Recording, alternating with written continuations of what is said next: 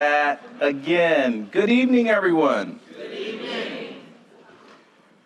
So I'm a former high school English teacher and also choir director. I love participatory engagement. And we'll have an opportunity for some Q&A a little later on today, this evening during the session. But can you do me a favor? I know we've got some food, but turn to your neighbor, make sure they're awake, give them a fist bump and let them know you're happy to see them real quick. Just give your neighbor a fist bump, let them know you're happy to see them real quick. Just do that, or a high five or some connection. It is great to see everyone. So welcome. My name is Irvin Scott, and I am senior lecturer on education here at Harvard Graduate School of Education and also co-director of the online master's program in education leadership. In a moment, I'll introduce you to our great panel today, friends and colleagues. But first, I want to set the stage a bit for what I know will be a fascinating, timely conversation about a topic that every educator and leader will have to grapple with going forward. As you all know, we live in an increasingly complex world where challenges and changes are happening at multiple levels and across multiple sectors, one of which is education, and where turbulence and divisiveness is often the new normal. And that's actually been true for about a decade now. We had a wonderful discussion with the panelists earlier, and we were just talking about the fact that this is not new. We'll get into that a little bit.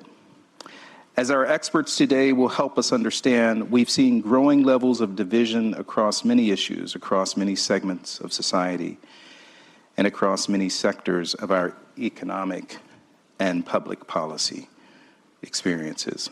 And much of this divisiveness has come home to roost in education, where we've seen a rising number, for example, of book challenges, book bans, efforts to shape or ban the teaching of certain subjects or topics, loud voices raised at school board meetings, and media spotlight on education that has rarely been hotter or brighter. Today we're going to look at why that is. In some ways, how do we get here? And we're going to explore our role, collective role, the role of educators, leaders, teachers, caregivers, individuals interested in education, in navigating these polarized times. I know from my own work in education, I've been a teacher, the job that I love the most, high school English teacher for 11 years, nonprofit director, high school principal, district leader right here in Boston, foundation executive at a national level. I know that none of this work is ever isolated from the social political dynamics that surround schools. What we do as educators is always going to be connected to, responding to, and leading through climate and dynamics around us. There's no way to get away from it. And I might add, not in my script, this is for public schools, this is for private schools, this is for independent schools. What are the current pressures of our sector? What are the current pressures our sector faces? What will our role be in moving our country and our world forward and helping to heal some of the consequences of today's divisions? What can we do as educators to navigate our sector forward, to engage students and families in productive ways, to help bridge divides? These are some of the questions that we want to take on today. And if there are other questions that you might have, we'll have note cards for you to fill out and pose them. In short, this is the essence. In short, what is education's role? and mission in these turbulent times. So let's get into this. I'm really honored to introduce our panel. We have Jennifer Cheatham, a senior lecturer on education and faculty co-chair of the Education Leadership Organization and Entrepreneurship Program, ELOE, master's program, will join us in a second. Meira Levinson, the Juliana W. and William Foss Thompson Professor of Education and Society, and Paul Revel, the Francis Keppel Professor of Practice of Educational Policy and Administration, and founding director of Harvard Graduate School of Education's Ed Redesign Lab. Put your hands together for our panel.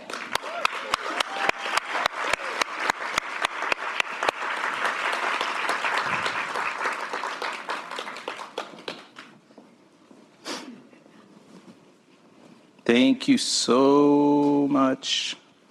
So as you get settled, I want to let you know, which I've alluded to earlier, that we'll give you an opportunity to ask questions through note cards and continue our conversation from what we have today with our panelists. But I want Paul actually to start us off with some context setting by asking, and each of the panelists will join in, but maybe we'll start with you, Paul. How does the turbulence and divisiveness that we're seeing across society show up in our education ecosystem and across the sector? And in some ways, why does it always seem to land in education? People might be asking, how do we get here? Start us off, Paul. Okay, everyone, thanks for the question and thanks for the opportunity. Thanks to all of you for showing up and being with us tonight. I think this is a very important sort of central issue, particularly as we're in a school of education and we're working with current and future leaders in the sector and hoping to prepare them to deal with these sort of turbulent times and the kind of disruption and choppy waters that are out in the field of education at virtually every level.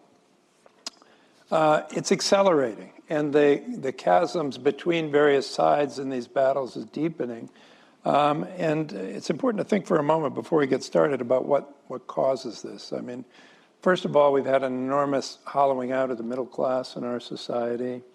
We've had the rise of social media that tends to inflame the extremes in our discourse nationally. We have had leadership of various kinds and descriptions that have deliberately sought to exaggerate anxieties, to increase the sense of hostility between different parties, to generate oppositional points of view, and to demonize the other, and to really ultimately debase the kind of civic discourse that we have. And the rhetoric gets worse day by day. I mean, I'm not talking about something historical. All you have to do is pick up yesterday's paper to see a candidate for president, virtually inflaming the dialogue about inventions about what the other side is going to do were they to get into power. And ultimately, it's all about fanning fear. Behind it all is fear. What we see and what shows up in schools. It takes the form of cultural wars, and we get into camps, and the camps get talking to one another, and the dialogue gets increasingly siloed through social media, through news outlets, and so forth. And we have right versus left, and they each have their version of what utopia is and where we ought to be headed. They are different than one another, and they're threatening to one another. And that's, I think, the thing that has changed most about the discourse that we have now is partially because of the alienation from one another and the lack of contact between different sides in this discourse. There's this sense of fear and threat that my way of life is actually under attack. And that if I don't mount this battle and mount it vigorously, I'm likely to lose my way of life. And this is a threat, especially for our children. So people form into groups. They get more organized than they have in the past. They get more vocal than they have in the past. They're determined to fight back. It's an existential war for many of them. They feel that their way of life is at risk. So naturally, this shows up in schools because that's a soft spot for all of us in society, certainly for any of us who are parents. We are vigorously protective of our children. And our children sit in our schools, and our schools is a vehicle through which we pass on our culture. And so we have these battles at every level, whether it's federal policy, whether it's state policy, whether it's at the school district level, whether it's in the individual school and at the principal's level, or whether it's in the individual classroom. And the sides are polarized in feeling they're coming from my children. These people who represent this other way of life that's hostile to my way of seeing the world are coming from my children, and that's a threat. And so the battles take a variety of forms, and you know them all. You have to is read the headlines, whether it's sex education or gender identity or transgender or banning books or vouchers in school choice or even financing plans or bilingual education, even reading wars, what kind of history and whose history ought we to teach, all those sort of proxy battles, but they're proxy battles in a war that's really about, in many people's minds, the people who are fighting them, the safety of their children and the protection of their way of life, who they think they are and what their place is in this world. And educators are at the eye of the storm, as Irvin was teeing up. But not only are we at the eye of the storm, but we have a unique role to play, I think, in addressing this crisis, because it is indeed a crisis in our civil society right now. And it's incumbent upon us to find ways to bring people together, to promote mechanisms for developing understanding between people who have differences, to cause our, both at the policy level and at the school level, to cause others, be they adults or children, to walk in other people's shoes, to be able to think empathically about how does this other person see their theory of the problem in terms of what's wrong with the world. How do they compose a theory of action about how they want to rectify what they think is wrong with the world? How do they get up each day, as each of us do, and look in the mirror and say, I'm basically a good person trying to accomplish good things in this society, and I'm going to go forward and do the best I can to accomplish that. So we need to help others. We've got a deficit of empathy. We've got a deficit of understanding to develop mechanisms for understanding from another perspective. We need to work on engendering something that we've almost lost altogether, which is a good faith assumption about one another and how we come to the educational enterprise, how we come to citizenship. Yes, there will be bad actors. Yes, there'll be people who ought to be excluded who aren't worthy of the assumption of good faith, but they're a minority. And they're vocal, but they're a minority. And it's our work as educators to define a new mainstream, to basically rebuild the foundations of a civil society. And so we'll talk more about how to do this later. Let me just mention two things quickly, because I think it's important that we embody this in our own work. With the help of colleagues, I teach a couple of classes here. I did one this fall on state education policy in times of divisiveness, and I do another with my EDLD students on leading with the board, and we talk about public school boards and even nonprofit boards, all kinds of higher education boards who have to grapple with challenges of diverse and conflicting opinions and how you manage that. One of the exercises I've asked my students to do this fall was to do an empathy interview, to actually seek out someone whose views are oppositional to yours or in a very different place, very different perspective than yours, and not necessarily to have a conversation, but actually to do an interview to bring you to a closer understanding and put you in a position where you could make the case that they make for their way of addressing the world and solving the world's problems. And so each of them are assigned, and some of them are still at work on this assignment, because I could see some of them in the audience.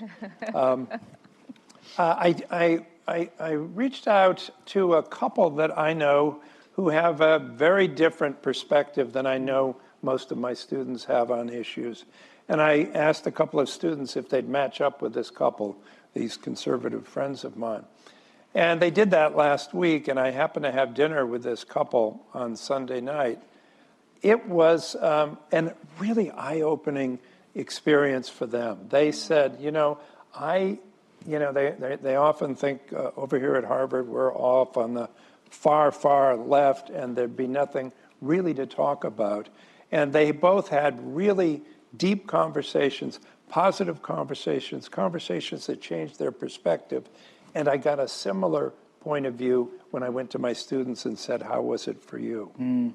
They said, well, it actually altered my perceptions in ways that have already been reflected in my behavior this week, one of them said to me. Another exercise I did was I had a mock reenactment of a committee in the Kentucky legislature that was making a decision about transgender youth and participation in sports.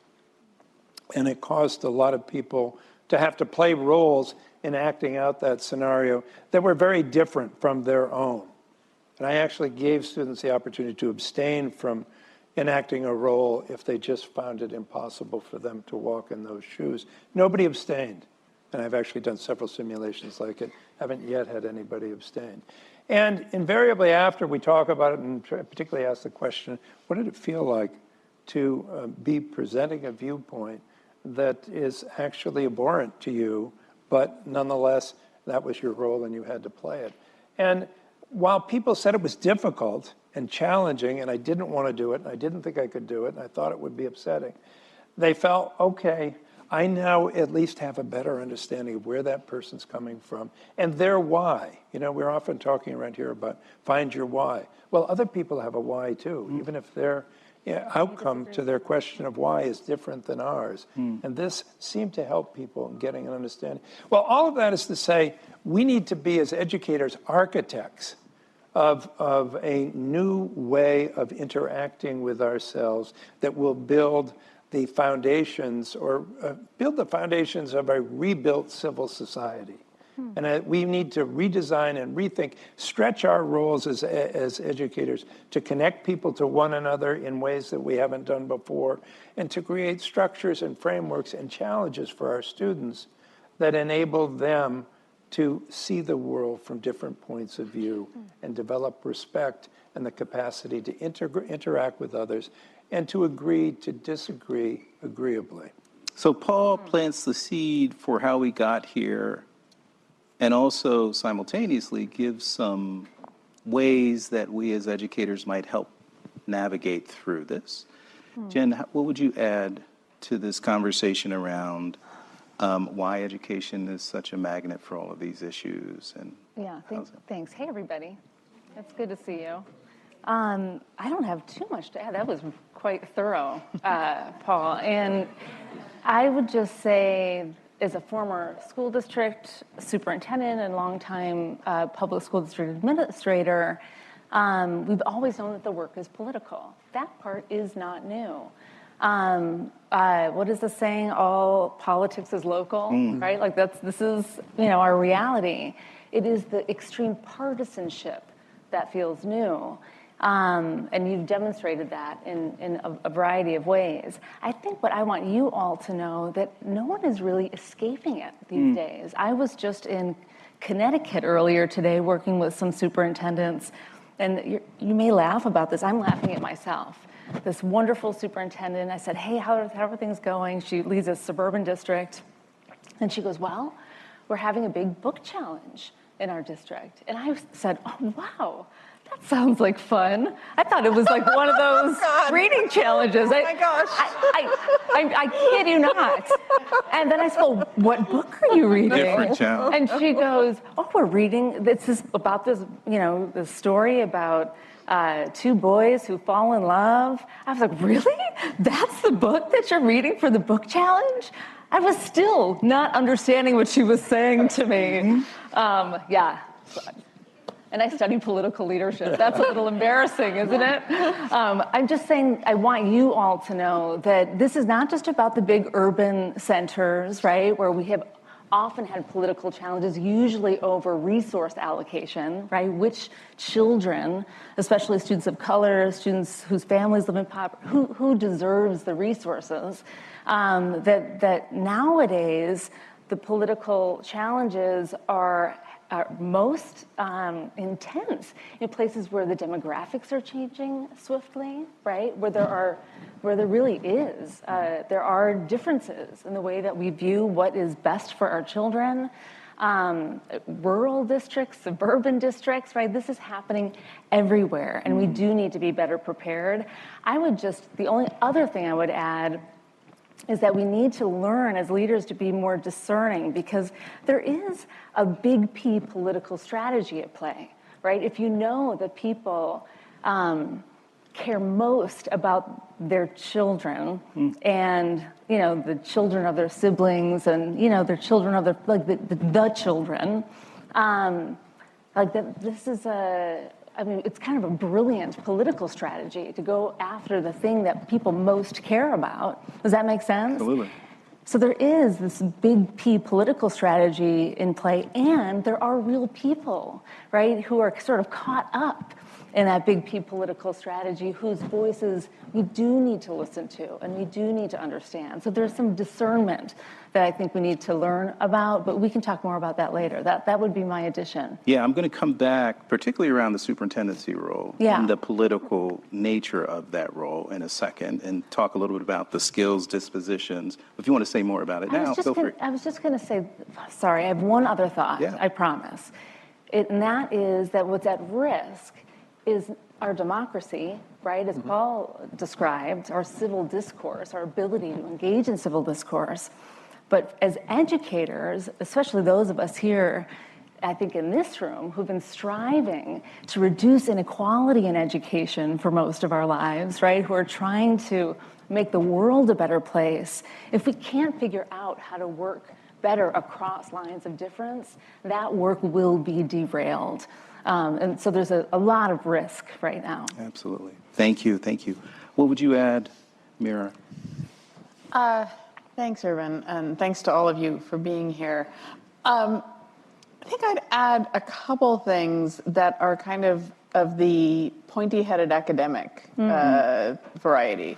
The first is I do think it's important for us to have a sense of the longer history and recognize that this is one moment among many in the U.S. in which we have had violent contestation over what should be taught in schools. So, one of the things that really strikes me is going back to the mid-1800s, which is when the public schools are first starting to spread around the United States, right? Yeah. And you have these Bible riots between the Protestants and the Catholics over what form of the Bible, the Protestant Bible or the Catholic Bible, is going to be taught in schools, and whether that reading is going to be mediated by the church, as the Catholics would say, or direct engagement with the Word of God, as the Protestants would say.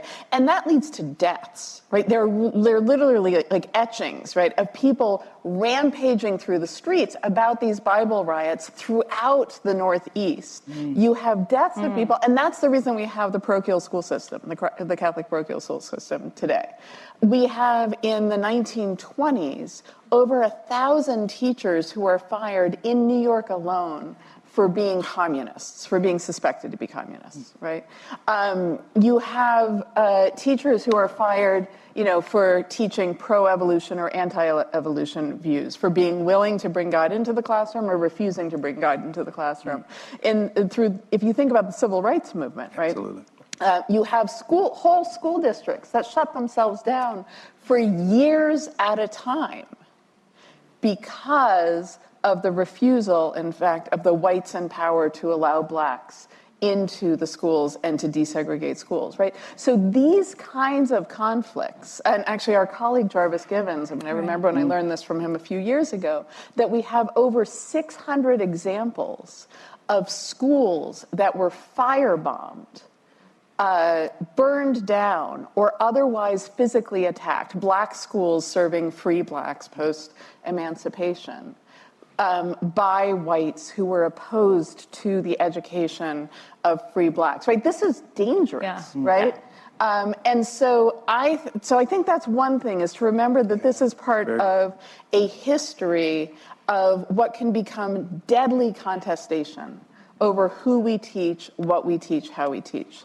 I think the second thing that I would add is, and this is my really pointy-headed academic part coming out, I'm not a political scientist, but I am a political theorist, and so I occasionally play a political scientist. How we understand polarization, right? So this is K-12 education in polarized times.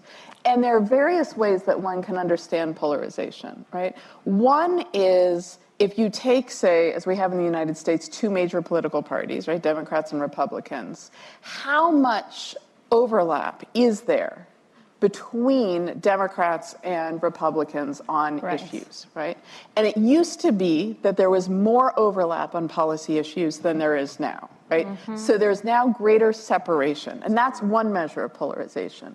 A different measure of polarization is in the distance between, say, what the average Democrat might believe and the average Republican might believe, right? And that's actually a different measure of polarization than the overlap question. And it's really important, I think, for us to remember this, because while we do have greater sorting, and there's actually a really interesting paper that just came out in the American Educational Research Journal by David Houston that is measuring politics and partisanship in education using this amazing data set from Education Next, which is edited by our own Marty West, that's looking at people's views across over 20 years, right? He is showing that there is much greater sorting in terms of views. And there's some greater distance, but not a huge amount of greater distance. It is still true that Republicans and Democrats actually aren't that far apart on average about many of the questions that we wrestle with in education. Right. But there is this greater party sorting, right? And we do have these vocal extremes who I think represent a pretty, like a really small number, but boy, are they vocal. Absolutely. And boy, can they shape and stretch and pervert the politics and the policies that we face. And I think that's another really important thing for us to remember, is that actually these very, very loud voices that can cause all sorts of distortions are not representative of the majority of parents, of teachers, of students, of Americans, of politicians.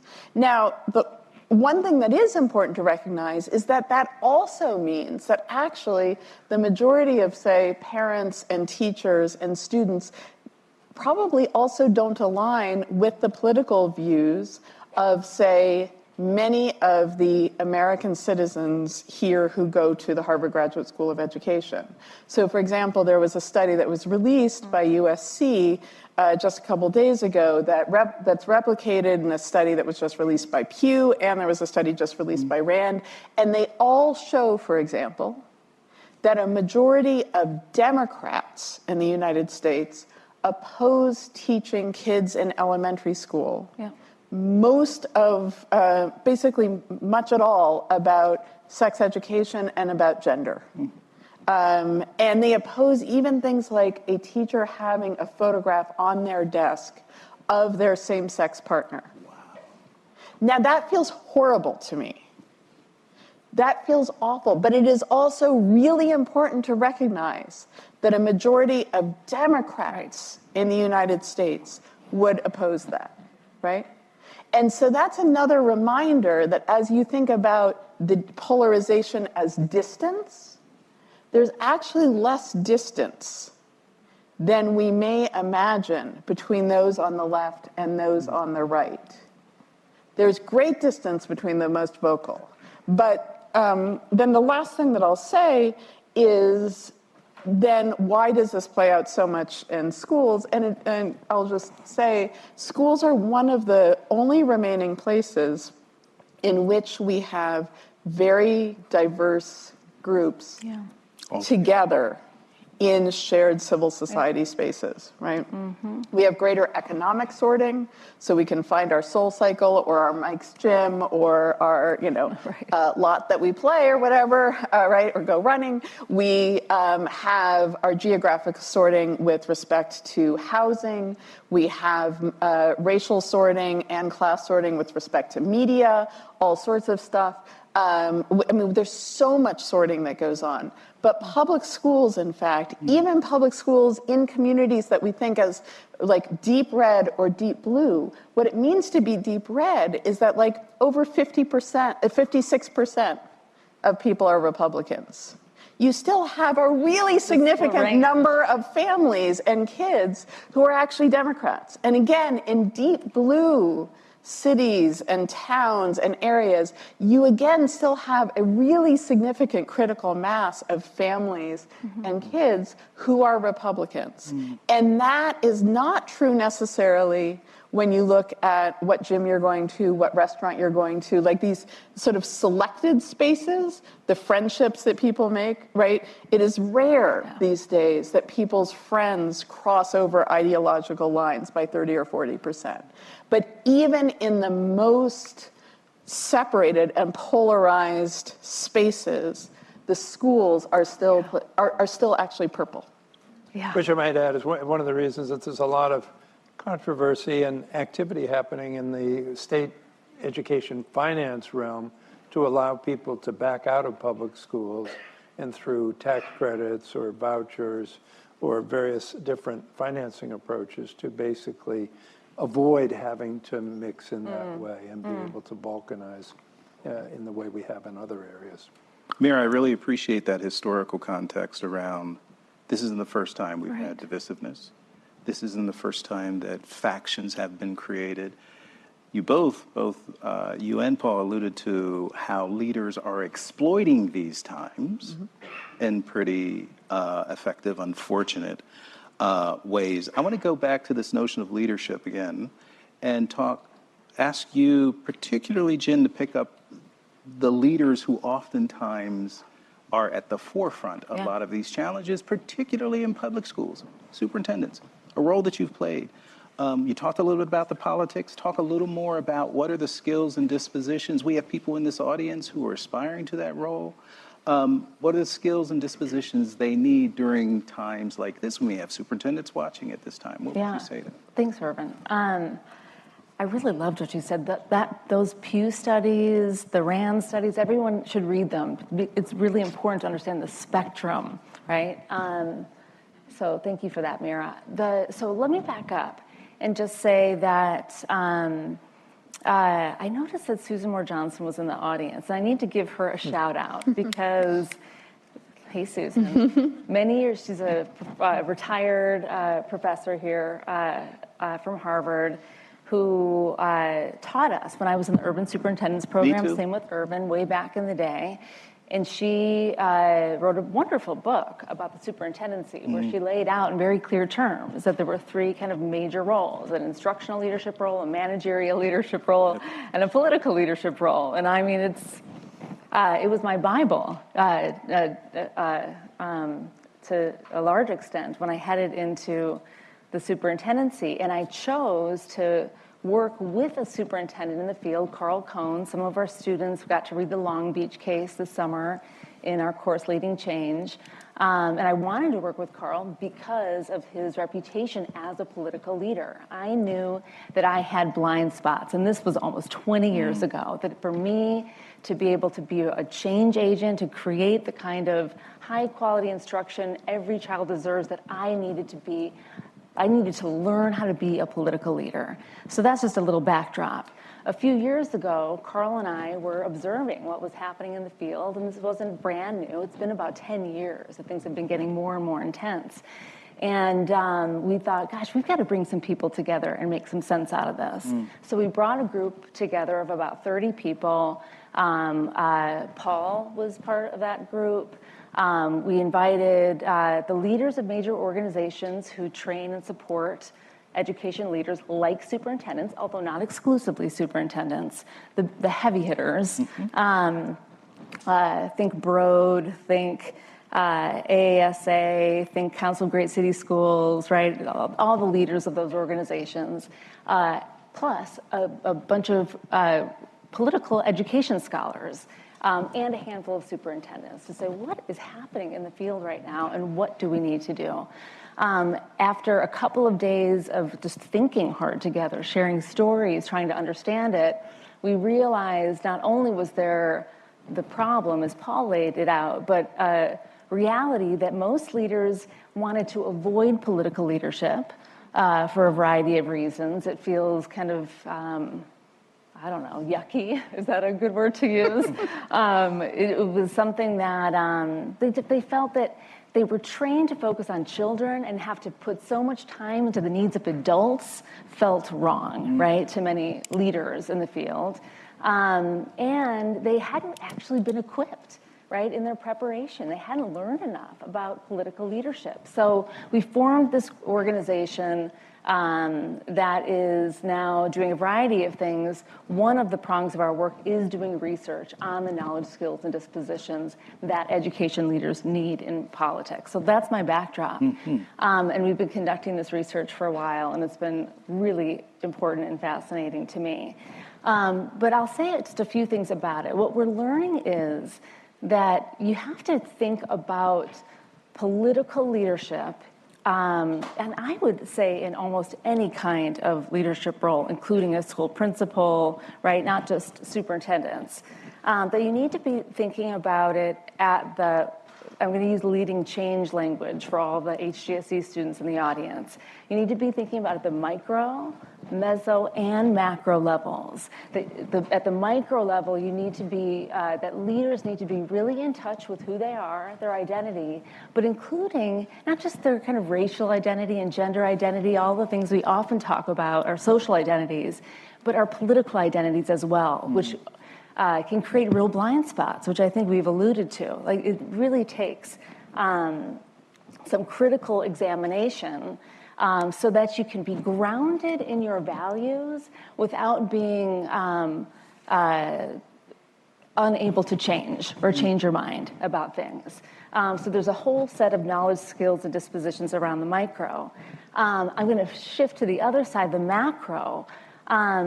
Leaders, we've learned, have to become much more aware of what's happening, not just in the local level, but at the state level, the national level, and even the world. I mean, there's work to be done to understand what's happening with major educational issues. You need to know about them before they show up on your doorstep. You need to create spaces for sense-making and discernment around those educational issues. Today, we're seeing a lot of people kind of inappropriately interpret new laws, over-interpret them, for example. And it's really about having a macro disposition focused on just being cognizant, more cognizant than ever of the world around you.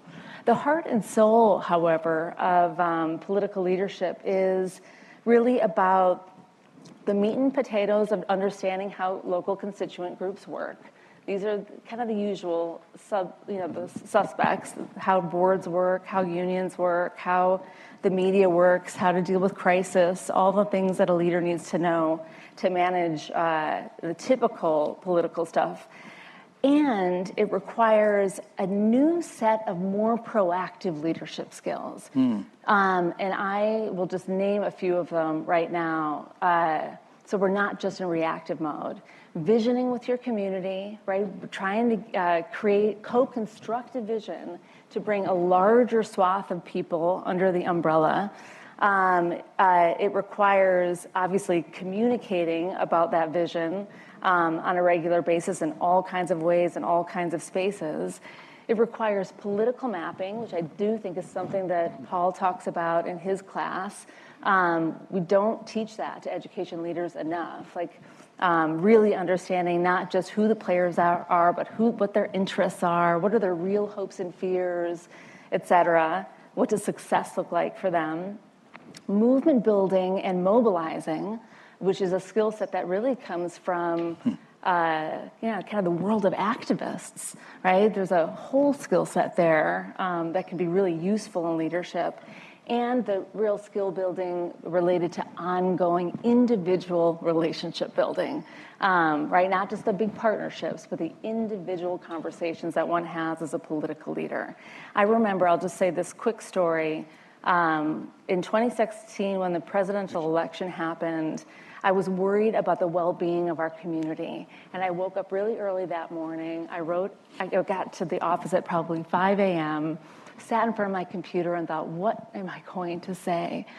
And it wasn't because I was necessarily, on one side or the other in terms of who was elected president. I don't want to go down that road. It was because I knew that there was going to be a lot of pain in our community and worry and wondering about where things were headed. And so I wrote this email just asking people to really be patient and take care of one another and, that kind of thing, knowing that I might get some blowback because it might sound political. And it did. I got, as you often do when you send out a message like that, you make a choice, you discern when and how to communicate. I got a nice slew of emails in return. I had set aside time to work on those. And I always would reach out to the people who are upset with me and say, hey, let's talk about it. Can we get on the phone? Do you want to come my way? Can I come your way? Let's discuss this. And that's exactly what happened. I remember there was one woman in particular who had said that she had voted for Donald Trump. That's fine. That was a decision she made. She was worried about her child and the liberal community that I was working in at the time, and how he would or would not be able to speak freely at school. We had a beautiful conversation, and by the end of the conversation, she was helping me find the cat that I eventually adopted, named Humphrey, right? We had built a relationship. I hope that makes sense. I understood her more. She understood me more. Anyway, I'm just saying that there are these kind of big skills, and it's the micro, the little daily interactions that you actually need to work on building. It sort of goes back to what Paul alluded to when he was talking about empathy interviews. You had a sort of micro, in the moment empathy interview. Did you want to add something to that? Well, I'll only add, we several years ago, maybe half a dozen years ago, we installed this course here at the School of Education because we felt we weren't paying enough attention to helping our students work with the kinds of boards that they were either going to directly report to or be deeply influenced by in their work in education. And that anytime you work with a board, and this was an authorizing authority, you're going to get different points of view and you're going to have to manage different points of view. So a lot of the course winds up being, how do you manage your sort of internal immediate constituency, your board, and then your external informal authorizers outside the board. And, we have a number of case studies. We have individuals come in and meet with us who have been successful at this kind of work. And invariably what emerges, giving a preview to my current students by the end of the whole class, is those people who have the best interpersonal skills, to double click on Jen's point, who are capable of forming relationships with the people who they interact with and who they might come to points of difference with. Also, as our colleague Deborah Jewel Sherman used to remind us, well before you need them. Exactly. You build those relationships, and those are relationships that have professional and technical dimensions, but there are also relationships that have personal dimensions, as in your cats. And you spend time on that. And savvy superintendents or board members or board chairs, I've chaired a number of boards or had that kind of authority and responsibility, you want to pick up the phone and be talking to people and find out what's going on in their lives.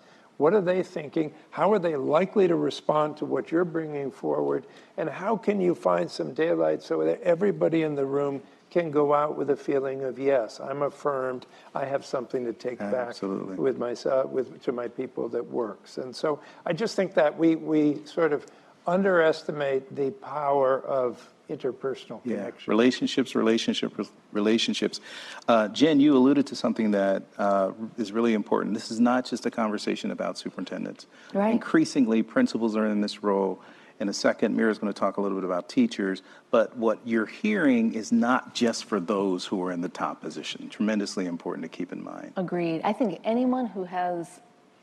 certainly anyone who has any kind of outward-facing responsibilities, that is crucial. And teachers have outward-facing responsibilities too. So Meira, let's segue. You have established ethical education ethics sort of way of thinking, subfield of education. Talk to us a little bit about ethical dilemmas that teachers and other school-based educators, what we were just alluding to, may be navigating today as a result of the polarization or political pressures, and some of the strategies that you use to help them as they do that. Sure.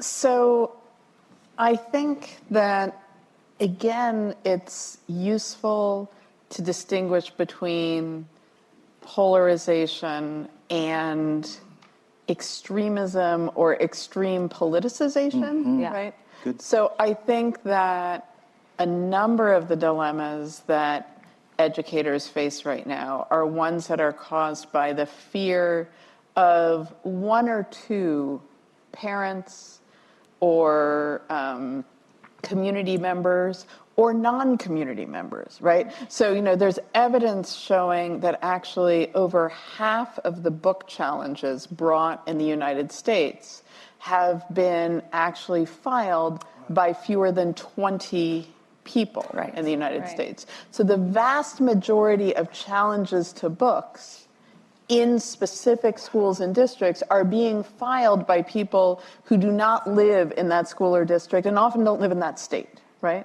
Mm-hmm. So that reminds us that we're talking about a small number of people, but who can become then extremely frightening, right? If you are the teacher who feels yourself at risk of then being either found out of compliance, right, with district or state law, or vilified on social media, right, and potentially doxxed, right? The risk of actually having to leave your home, the risk to you, your family members, right? That's really, that can be extremely scary.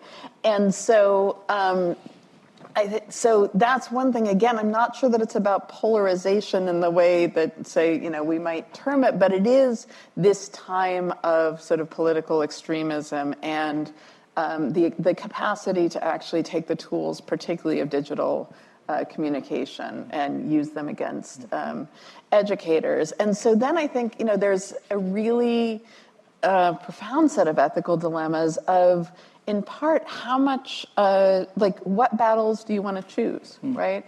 And, we make these choices, I think, as educators, frankly, all the time. We all have aspirations as educators that are, frankly, unrealistic, right? We cannot, in fact, serve every one of our students as well as we would like. We cannot serve every one of our students and help our schools and our districts be the places that we want them to be, and exercise the kind of civic leadership and roles as activists or organizers or allies or whatever that we would like to be, right? I think this is just true of many educators, is that we have these visions for what it means to be a good educator that necessarily we can't fulfill. And so we're always, in that respect, sort of choosing our battles. But when it does come to the point of looking at the children or the students in front of us and thinking, am I going to teach this topic, use this book, raise this theory, challenge that comment, elevate this identity, whatever? Do I feel safe doing that? Am I willing to do that for the sake of this learning, this inclusion, this kid's well-being, et cetera? Or am I actually going to sort of protect myself so that I can be here another day? Yeah. That, I think, poses a lot of ethical dilemmas for many educators. And in that respect, I think we see more educators these days than we have in recent years actually trying to decide if they're going to engage in acts of civil disobedience. right? And we have always, in fact, had educators engaging in acts of civil disobedience, large and small. One of the sort of small but I think really profound things is that, say, again, to go back to the civil rights movement, during the Birmingham Children's March, there was the way that the Children's March sort of got going was that the young people in Birmingham, Alabama, knew when they heard a particular song on the radio, when a DJ said a particular thing and then queued up a song, that was their cue to leave school and go meet up at the church where they were organizing, then to go march. And many of the teachers, when they heard that cue, turned their back to the class and started writing on the blackboard so that they would have plausible deniability as the kids streamed out the doors and out the windows, right, to go participate, right? That's a very small act, but really profound act of civil disobedience. And many educators are making choices to engage in acts of civil disobedience now, to teach certain books, hang certain flags on the wall, right? Teach certain theories. But it is important also, I think, to remember that while, say, I celebrate certain acts of civil disobedience, and I celebrate, say, the teachers who turn their backs, there are educators who have also always engaged in acts of civil disobedience that I find abhorrent, right? Like, you know, there's my politics. I really celebrate the teachers whose civil disobedience happens to accord with mine, right? But there are also forms of civil disobedience that I think politically, substantively, are terrible, right? And so this is, I think, but also they are, you know, ethically motivated, right? The teachers are trying to decide whether or not they can actually abide a particular law. And so I think this is another thing that gets us also to principals and to superintendents and to school boards and so forth, is how we think about educators as political and ethical actors and the ways in which we can respect their civic agency, while also remembering that public school teachers are employees of the state, right? And they are representative of the state. And in that respect, they also need to represent us all in some way. And that, I think, is the third thing I would say about the ethical dilemmas that teachers face, is that particularly when we are in these times where it feels as though there's so much contestation, we face these choices about how do we realize our different values at the same time. So we may believe in inclusion, and we may believe in equity, and we believe in truth, and we also believe in democracy, and we believe in public accountability. And what it means to, say, be inclusive, say, of children of multiple gender identities may conflict with what it means to actually be democratically accountable, right? To go back to the data I was quoting from the USC study, and what it means to be inclusive of a wide variety of political identities. So I think, and you know, again, how we understand these values and how we weight them, and which values we're willing to say also, okay, I can't fully realize that. That is part of the task, I think, of being an educator. And so in that respect, I think what's really important is not to say to educators, you can achieve it all. Of course you can achieve equity, social justice, inclusion, whatever set of values you want, unproblematically. I think what's really important is to say we should be talking collectively about the values that we stand for and about the values that we're trying to achieve, and be talking collectively about the fact that we struggle to realize those values, right? Because that's what I think is so hard for so many educators, is that when you feel so alone. Yes. Absolutely. Right? I am trying to realize these, I'm trying to be an ethical educator, and I'm failing. And we can be pretty open. I'm trying to be an educator who can have good classroom management, and I'm failing. But I know that Mrs. Jones and Mr. Smith are also failing with that. But wow, does Dr. Cheatham have great classroom management skills? I can go to Dr. Cheatham and I can ask her, how do you do this? I need help. But we don't have a culture where we can say, Dr. Scott, how are you able to be such an upright and ethical educator? Because I feel as if I am just, I am not managing to teach in a way that's inclusive, right? Like that we cannot admit to each other. And we need to get to, I think, that point where we can have this kind of collective Do conversation. you wish there were more conversations in schools around ethical Yes. dilemmas? Yes. And what are you doing to promote more of that? Well, glad you asked.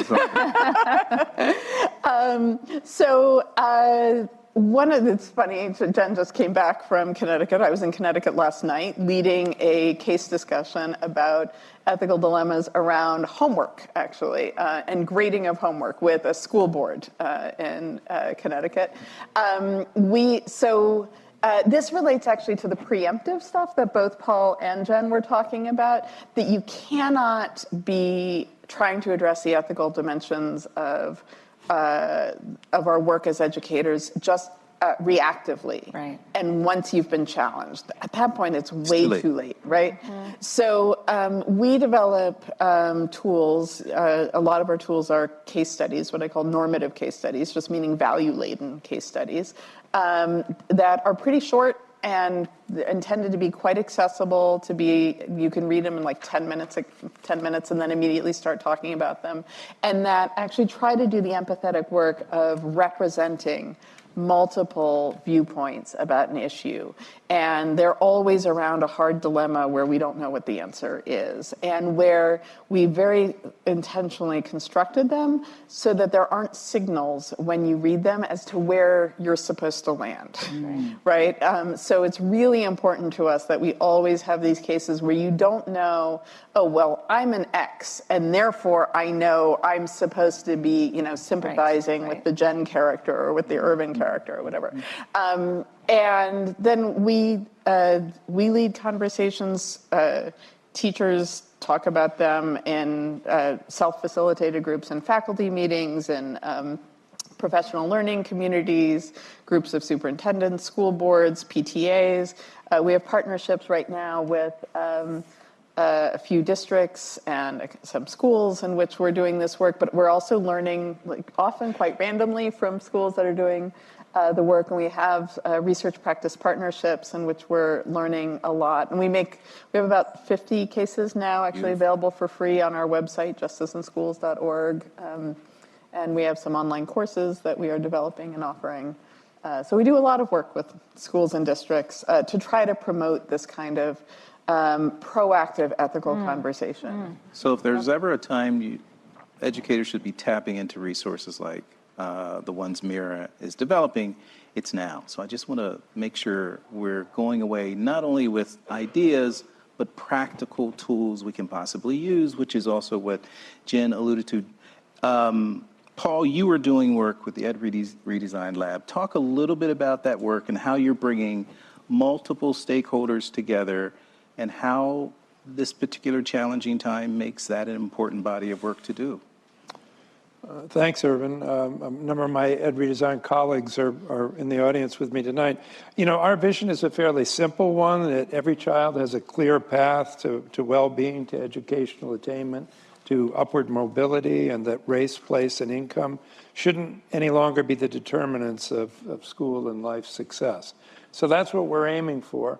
We believe that as a nation, and I was as guilty of this as anybody else, we overloaded expectations on the schools, to Meira's point, and thought that just school optimization was the way we would get to equity and the way we would get to all means all.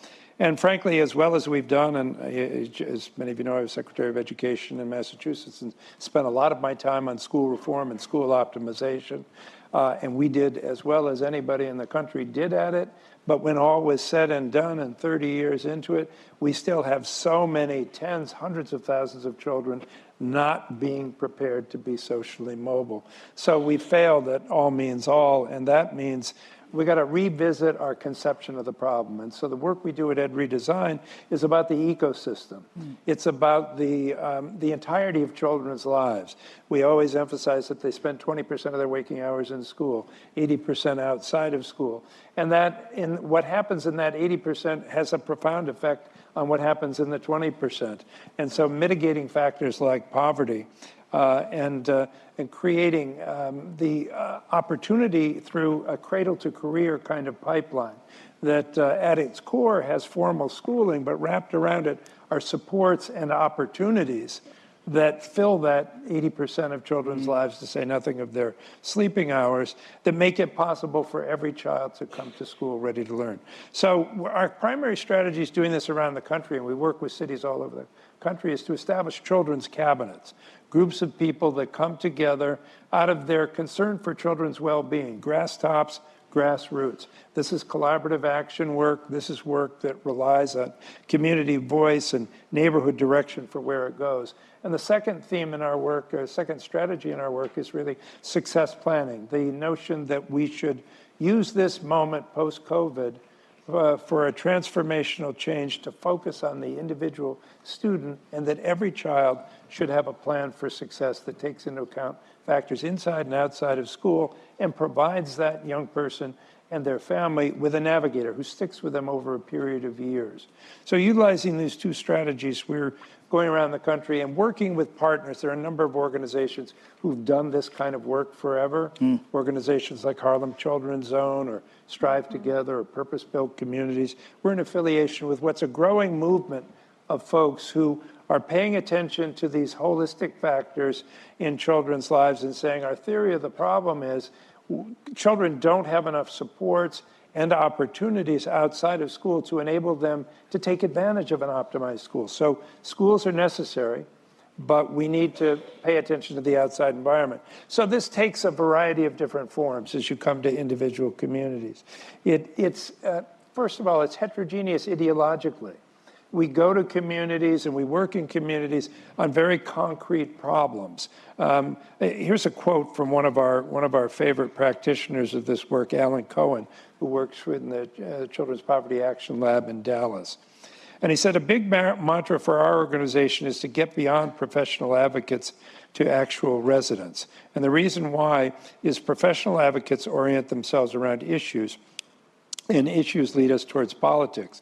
If we can get rid of that, the comprehensive plan that starts with your kind of value statements and what you believe needs to happen from the outside in, and instead, if we're just focusing on issues like how to fix lead pipes, how do we remediate lead pipes, you open up a world that might not agree on a whole lot, but we can agree on some action steps to fix lead pipes, and that's going to help kids. And so we wind up bringing people together. I serve on a board of an organization, one of these big national players that I mentioned earlier, where we have people to the right of Donald Trump on the board with people on the far progressive left. But we work on mixed income housing. We work on education. We work on healthcare. We work on economic development. And people can come together around neighborhoods, supporting neighborhood residents who are pulling themselves up and uplifting their neighborhood from a fragile neighborhood to a flourishing neighborhood. And that leaves the ideology behind.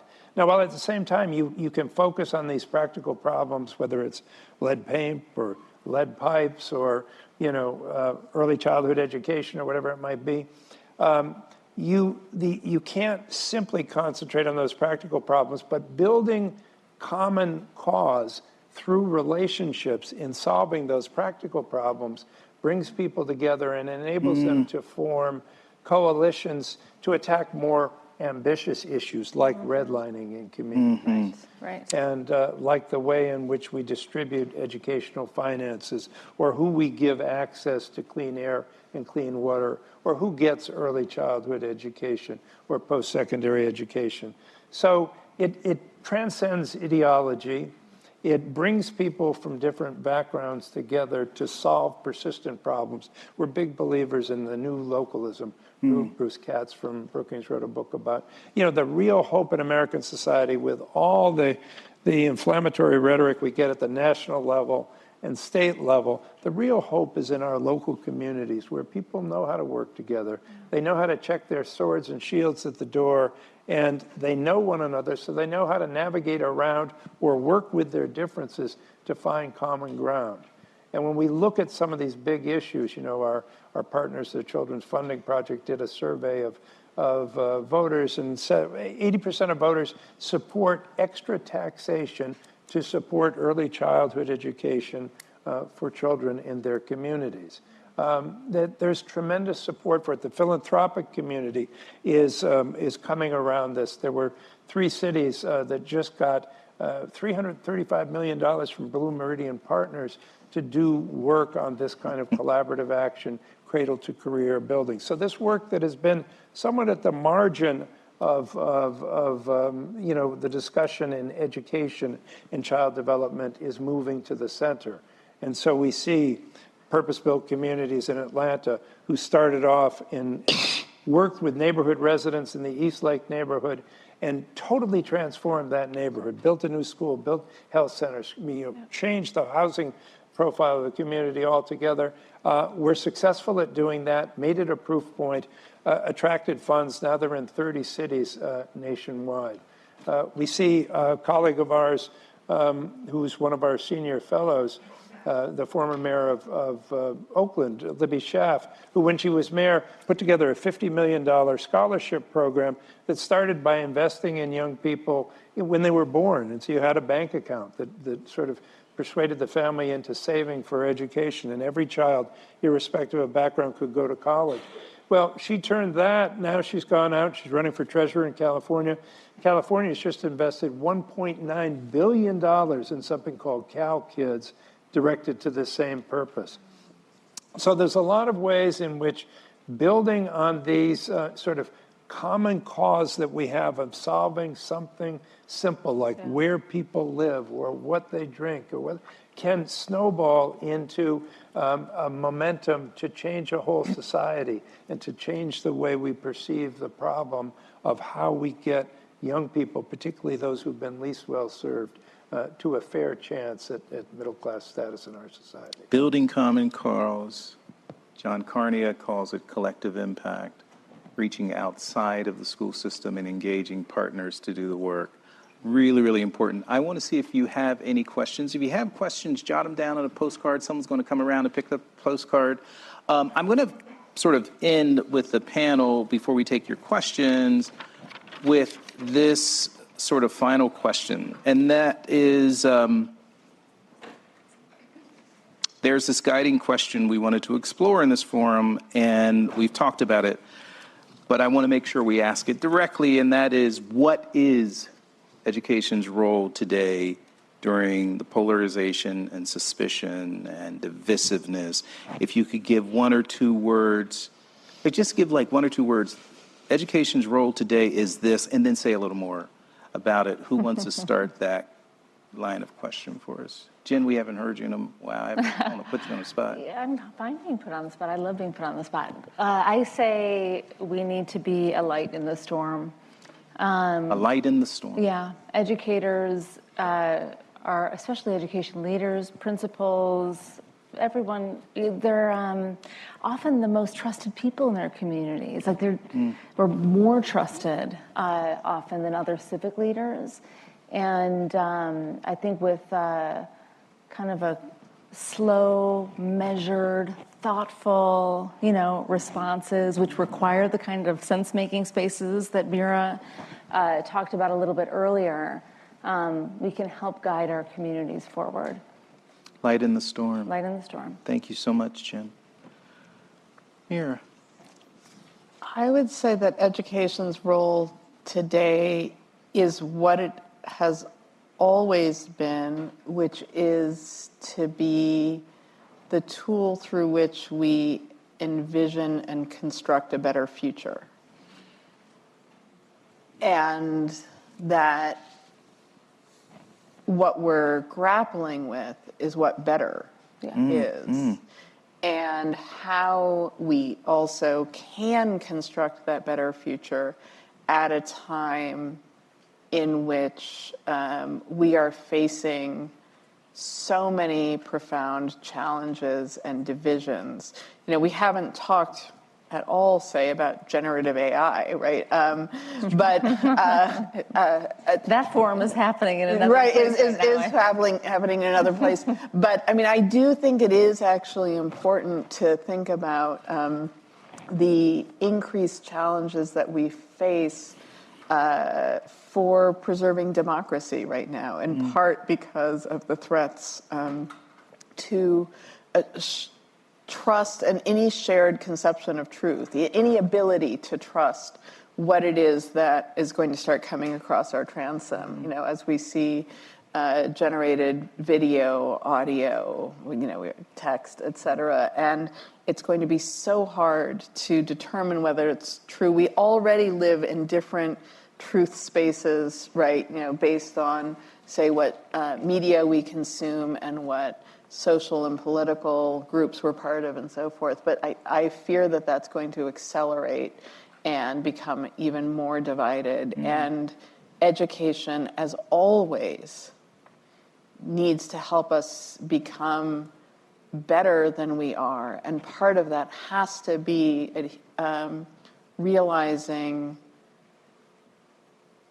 democratic values and values that elevate the good of all individuals.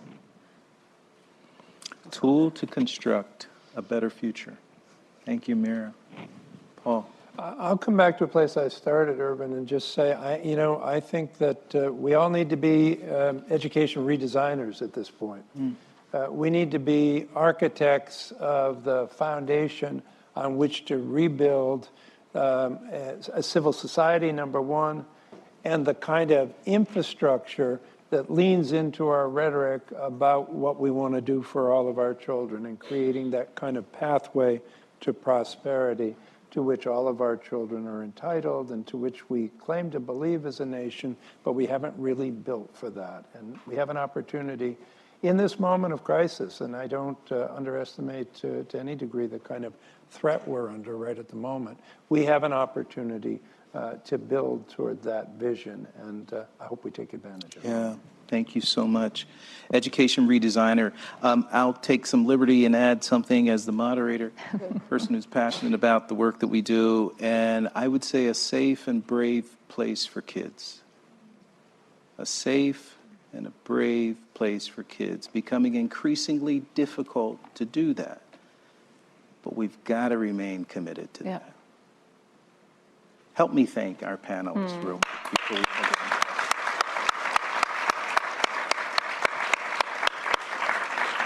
on. Do we have a couple of questions we could just say? Okay. Okay, so we'll take a couple of questions where you're going to end on time, though. The first one, what is your advice for leaders around the internal self-preservation one needs in these political times? Let's just start with that one. Anyone jump in? I mean, I would love to jump in on that. I mean, it is definitely one of the things that at least the leaders that I work with talk about the most. The need for,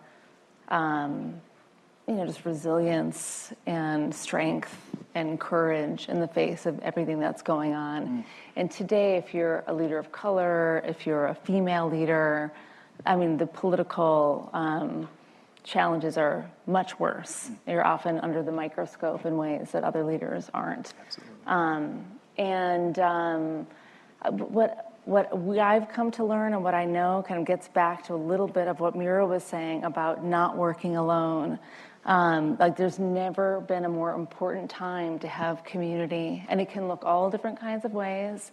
It may be an informal, kind of kitchen cabinet that you lean on to make sense out of what's going on in the world and get advice from. It could be a mentor or executive coach, which we have learned is really important for lots of leaders.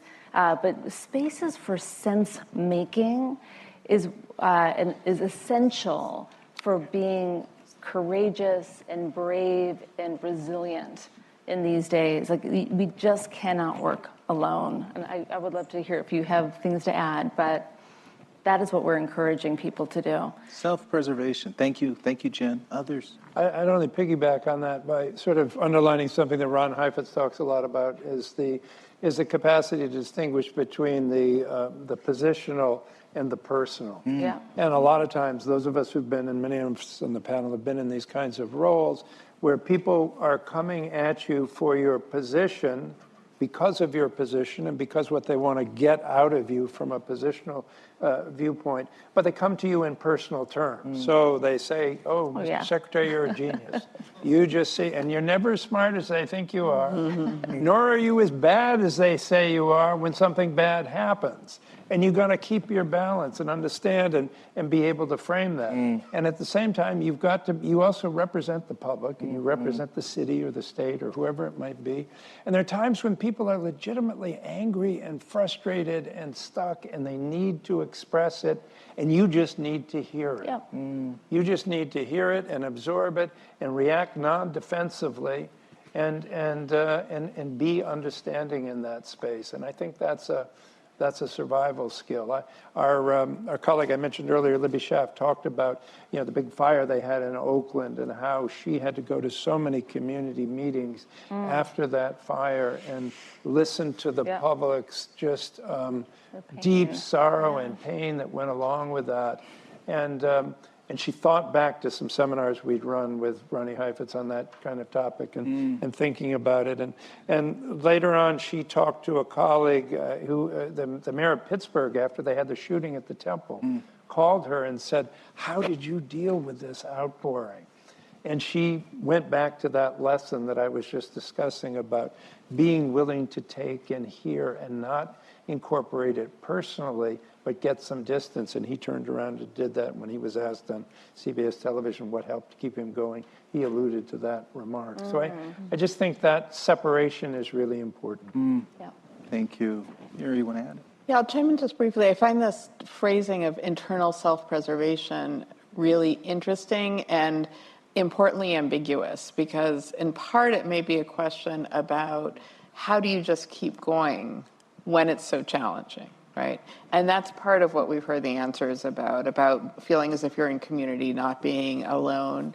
It also, it may be playing with the cat or the dog, right? Going on those runs, right? Like finding, doing, mindfulness, whatever it is that you do to preserve yourself. But there's also this internal self-preservation that's the preservation of the self that you honor and that you value. And I think that's another part that I hear, right? How do you stay true to the values that you hold in these times?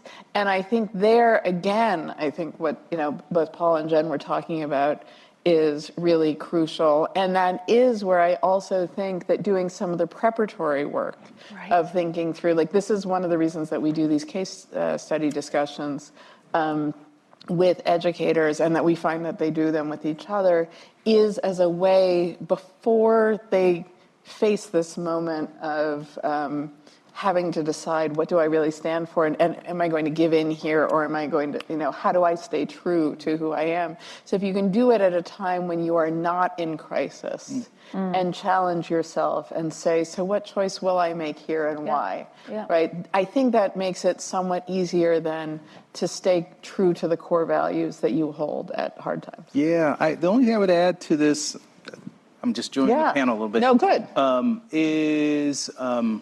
So what's been really important to me, we don't talk about it a lot, is spirituality and faith. Yeah. And tapping into that reserve has been really, really important to me. The irony is we don't talk about faith often in the context of education, and sometimes for good reason.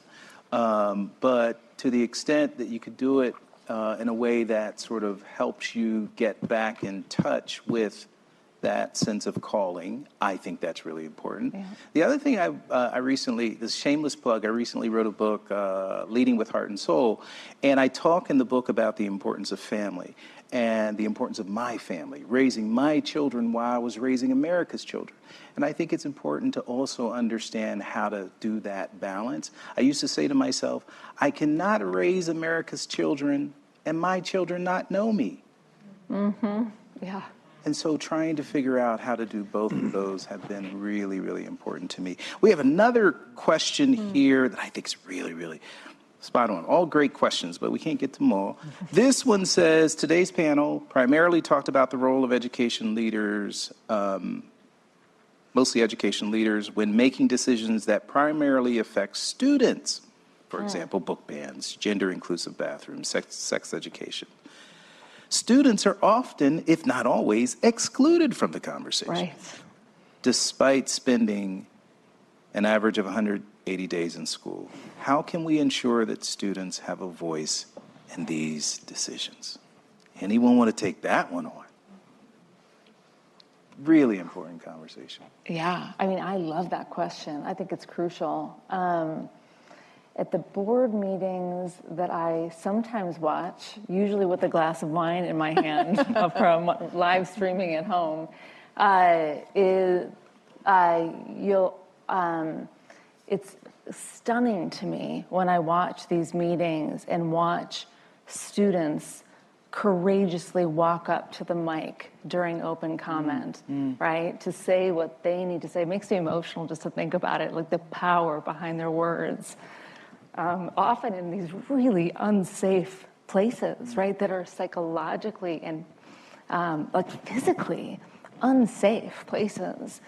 So yeah, we absolutely need to be listening to the young people about what they need to have dignity in their schools and in the classroom. So what that looks like exactly, I mean, I think it looks all different kinds of ways. Yeah, I mean, we could talk about that practically. But as a leader, you've got to seek it out. You can't wait for it to Yes. come It's to proactive. Yeah. So when you, for example, when I used to visit schools or places of higher education institutions, you know, they'd usually trot out a group of students and they'd have sort of a set piece that they wanted you to hear, but I would always ask to get a group of students aside from the administration in a closed room and sit down and then talk with them frankly about some issues and say to them, for example, I know you were all successful students. They wouldn't have picked you. You wouldn't be here if that weren't the case. But what about your peers who aren't here, who dropped out of this institution? Why do they leave and how could we make it better? You know, asking questions like that. So it isn't necessary that they all be at the public meeting or that there be a formal council. No. But you as a public official, whether you're a state rep or a senator or governor or, you know, a cabinet officer, you know, to go out and actively welcome them in and have real conversations with them is important to do. Thank you. Add anything there, Meira? So I feel as if I'm being very much of a stereotypical philosopher who's always like making distinctions. Like you can read it this way or you can read it that way. And that's like what the response I have in this case too, where I think as we think about student voice, there are two ways to read this question. One is about how do we incorporate student voice? How do educators and educational leaders incorporate student voice into the adult's own decision-making? And I think we've heard some good examples about that from Jen and Paul. The other thing is, though, how do we think about students who are in K-12 education in polarized times? Right? And how are students also then wrestling with these same kinds of questions as educators and educational leaders are?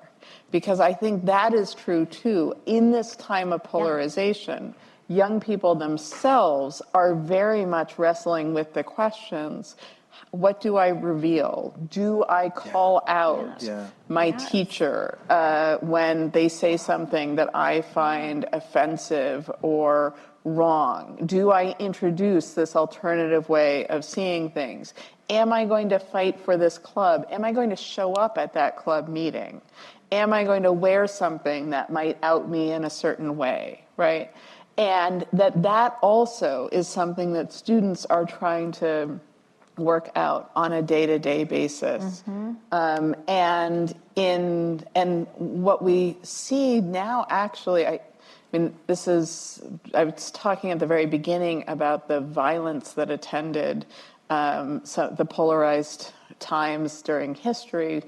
And at that point, I was talking about, say, parents actually murdering each other in these riots in the streets, or, say, adults firebombing schools and assassinating educators.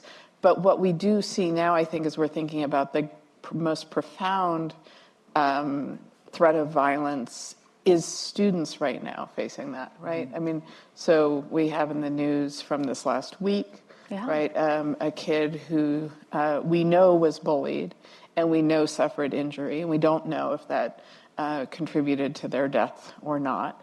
But we do clearly have evidence of kids who are, resorting to suicide, who are in various ways. I mean, Paul, you had mentioned who's not here, who's dropped out, right? There's a profound sense of physical threat that I think students experience even more than the adults do right now. And so I think that's another way I think that this question is really real as we think about students navigating K-12 education in these polarized times.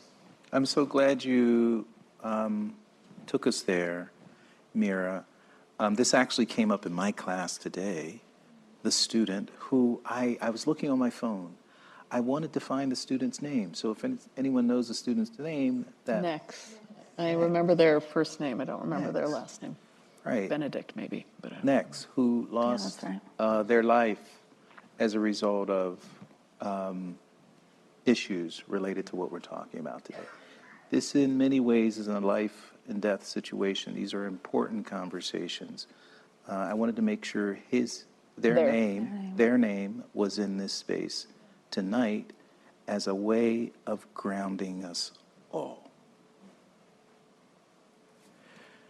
Thank you very much for joining us. Would you, thank our panelists. thank you, Urban, too. Thanks so much.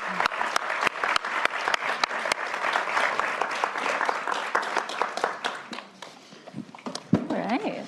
Sort of a sad Down our way to end. that is Yeah.